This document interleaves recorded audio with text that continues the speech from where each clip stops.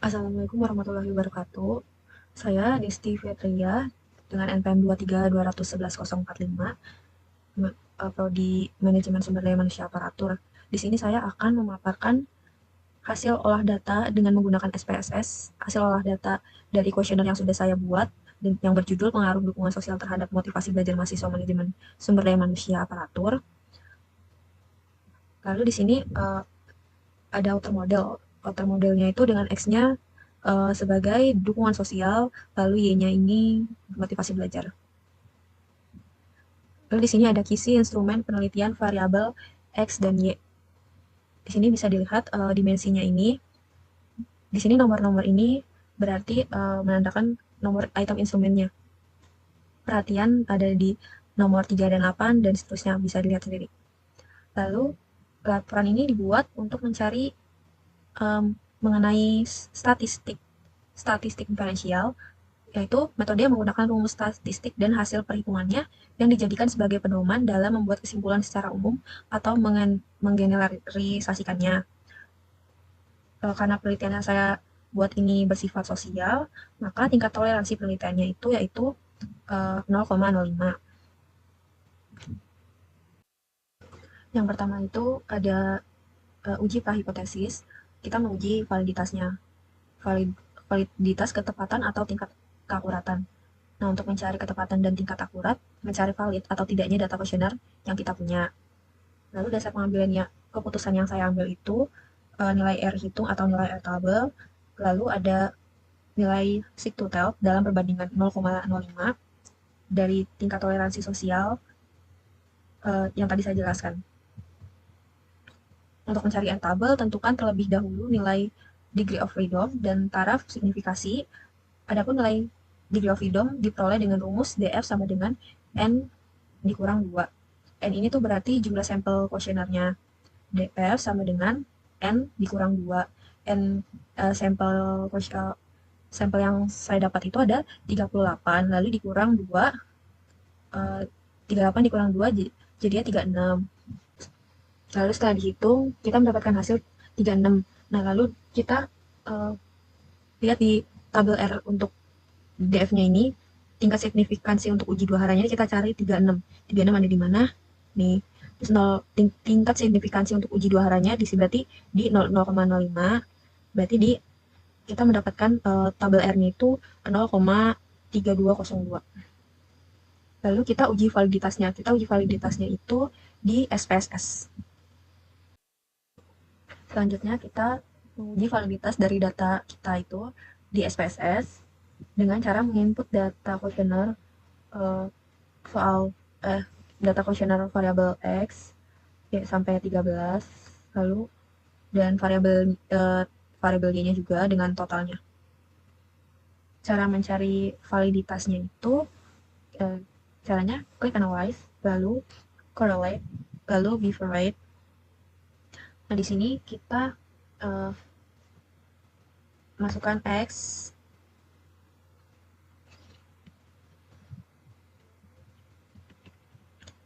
sampai X-nya, semua soal X-nya dan totalnya juga. Pindahkan ke variabel ini. Lalu klik percent, centang percent, to tell and flex significant correlation, lalu klik OK. Sini kita dapat uji validitasnya dari X. Lalu kita mencari variabel. Lalu selanjutnya kita mencari validitas dari variabel Y-nya. Di sini kita klik kayak tadi lagi, correlate, lalu bifurcate, lalu di sini kita hapus dulu. Lalu kita ganti Y ini jadi Y sama total Y-nya juga. Klik centang percent, centang total, dan flex significant correlation, lalu klik OK. Di sini kita dapat validitas dari variabel Y-nya, lalu kita masukkan ke olah data ini. Karena kita udah dapat R R hitungnya.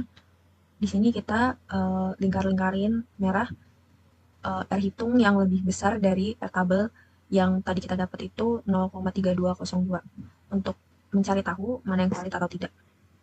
Di sini saya dapatnya dari 13 pernyataan yang ada nilai percent correlation atau R hitung lebih besar dari R tabel untuk nilai sig 0,05, R sama dengan 0,3202. Dengan demikian 12 item tersebut dinyatakan valid. Di sini yang lebih besar dari 0,3202-nya itu ada 12.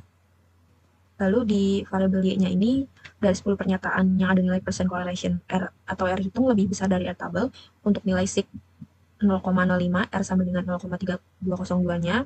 Dengan demikian 8 item tersebut dinyatakan valid. Di sini ada 10, tetapi yang valid itu ada 8. Lalu selanjutnya itu ada uji reliabilitas.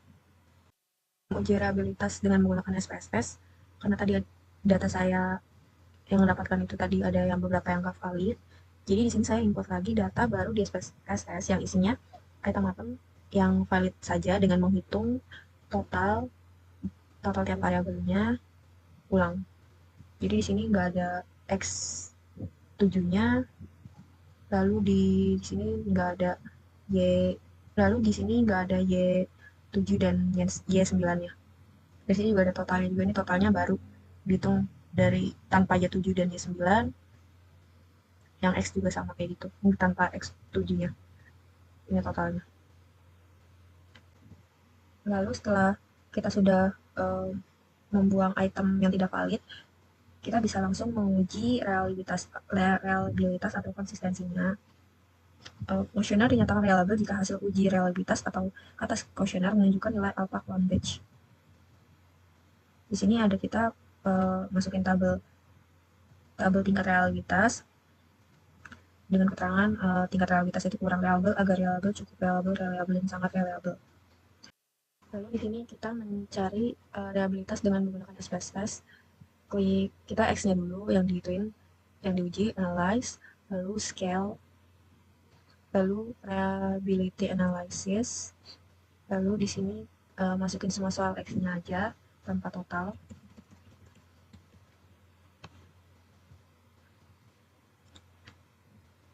Oke. Lalu di sini bakal keluar hasil ini yang bakal kita cari kesimpulannya. Terus yang Y juga sama, di kayak caranya sama juga, analyze, scale, lalu reliability analysis. Ini dihapus saja, dipindahin ke sini. Terus kita ganti sama yang Y, dari Y1 sampai Y terakhir. Lalu klik OK. Udah. Lalu kita pindahin ke data yang di sini. Kita pindahin ke hasil olah data yang di sini ya. Tadi ini menunjukkan nilai alpha clone batch tadi, yang data yang tadi kita sudah uji tadi menunjukkan bahwa nilai alpha clone batch di atas 0,8, yaitu 0,898. Dengan demikian diputuskan bahwa instrumennya itu sangat reliable. Dan tadi itu variabel X dan variabel Y-nya juga sama, nilai alpha clone batch di atas 0,8, yaitu 0,851. Dengan demikian diputuskan bahwa instrumennya itu sangat reliable. Selanjutnya kita menguji normalitas. Menilai apakah sebaran data berdistribusi normal atau tidak. Syaratnya itu nilai sig to tell harus lebih besar dari 0,05 untuk dinyatakan berdistribusi normal. Jadi kita hitung uji normalitasnya itu di SPSS. Nah, di sini kita input yang tadi total X yang tadi dan total Y yang tadi itu yang valid aja, data X dan Y yang valid aja gitu. Lalu kita langsung aja di sini klik analyze, lalu regression, lalu linear, lalu total X-nya ini di independen dan total Y-nya ini di dependen. Oke. Lalu save ya. Save, terus habis save centang yang unstandardized, terus continue. Habis itu klik OK. Nah, di sini nanti akan muncul tulisan res ini yang ini, tapi ini belum selesai teman-teman. Terus setelah itu kita klik analyze lagi, terus non-parametric metric test, lalu abis itu legacy dialogs yang ini, lalu abis itu kita klik yang one sample case, lalu abis itu kita masukin yang tulisan ada unstandardized ini ke yang test variable list, lalu klik OK. Di sini bakalan keluar di sini. Lalu di sini akan keluar jawabannya yang ini nih, yang di bawah ini. Lalu dari hasil uji tadi itu kita masukin ke hasil olah data paper ini, dan tadi disimpulkan itu dari data yang saya dapat itu nilai sigtotelnya itu lebih besar dari 0,05 karena di sini saya dapat hasilnya itu 0,200. Maka data saya ini dinyatakan berdistribusi normal. Uji hipotesis. Di sini uji regresi untuk mengukur pengaruh satu variabel independen atau yaitu variabel X terhadap satu variabel dependen yaitu variabel Y. Dasar pengambilan keputusannya hipotesis HO tidak terdapat, HO itu berarti tidak terdapat pengaruh antar variabel, HA berarti terdapat pengaruh antar variabel. Pengambilan keputusan dapat dilihat dari nilai sig lebih kecil dari 0,05 itu berarti terdapat pengaruh antar variabel, HO ditolak, HA diterima. Lalu ada nilai sig lebih besar dari 0,05 itu berarti tidak terdapat pengaruh antar variabel. Berarti itu HO diterima, HA ditolak. Atau bisa juga nilai T hitung lebih besar dari nilai T tabel, berarti itu terdapat pengaruh antar variabel. Artinya itu HO ditolak, HA diterima. Lalu nilai T hitung lebih kecil dari nilai T tabel, itu berarti tidak terdapat pengaruh antar variabel. HO diterima, HA ditolak. Lalu di sini kita masukin lagi data yang tadi itu, tapi dikasih judulnya ini variabel X-nya yang dukungan sosial dan variabel Y-nya ini motivasi belajar.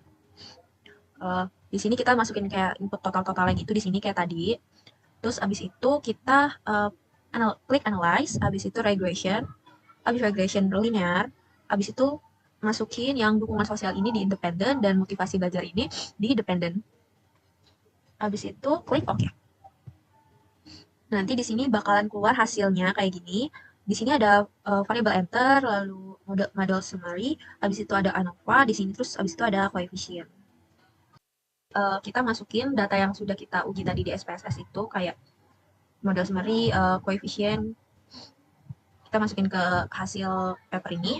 Lalu habis itu di sini nilai pengaruhnya ini 0,591. Nilai ini menunjukkan bahwa pengaruh variabel dukungan sosial yaitu 59,1%, sedangkan 40,9% dipengaruhi motivasi belajar oleh variabel lain.